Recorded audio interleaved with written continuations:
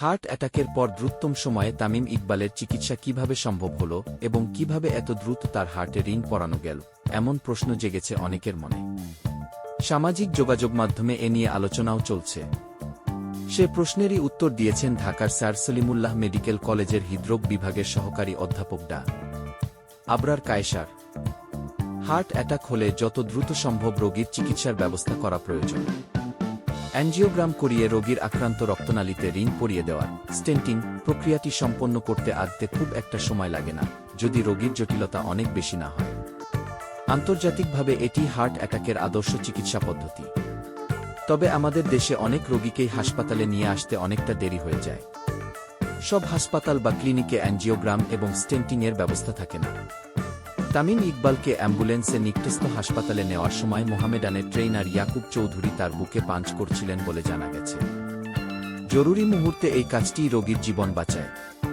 হঠাৎ করে কেউ কোনো সাড়া না দিলে দ্রুততম সময়ে কার্ডিও পালমোনারি রিসাসিটেশন সিপিআর শুরু করতে হয়।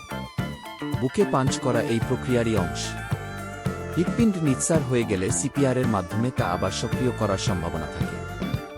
সফল সিপিআরে এভাবেই রোগীর জীবন বেঁচে যায়। ট্রেইনার ইয়াকুব চৌধুরী সময়মতো সঠিক কাজটিই করেছিলেন। তামিম ইকবালকে অ্যাম্বুলেন্সে নিকটস্থ হাসপাতালে নেওয়ার সময় মোহামেডানের ট্রেইনার ইয়াকুব চৌধুরী তার বুকে পাঞ্চ করছিলেন বলে জানা গেছে। জরুরি মুহূর্তে এই কাজটিই রোগীর জীবন বাঁচায়। হঠাৎ করে কেউ কোনো সাড়া না দিলে দ্রুততম সময়ে কার্ডিও পালমোনারি রিসাসিটেশন সিপিআর শুরু করতে হয়। বুকে পাঞ্চ করা এই প্রক্রিয়ারই অংশ। হৃৎপিণ্ড নিঃসার হয়ে গেলে সিপিআরের মাধ্যমে তা আবার সক্রিয় করার সম্ভাবনা থাকে। সফল সিপিআরে এভাবেই রোগীর জীবন বেঁচে যায়। ট্রেইনার ইয়াকুব চৌধুরী সময়মতো সঠিক কাজটিই করেছিলেন। জনপ্রিয় ক্রিকেট তারকা তামিম ইকবালের এই ঘটনা থেকে আবারও এই সত্য সামনে চলে এল, জীবন বাঁচাতে সিপিআর শিখে রাখা উচিত সবারই। এর জন্য কিন্তু মেডিকেল পেশার সঙ্গে সংশ্লিষ্টতার প্রয়োজন নেই।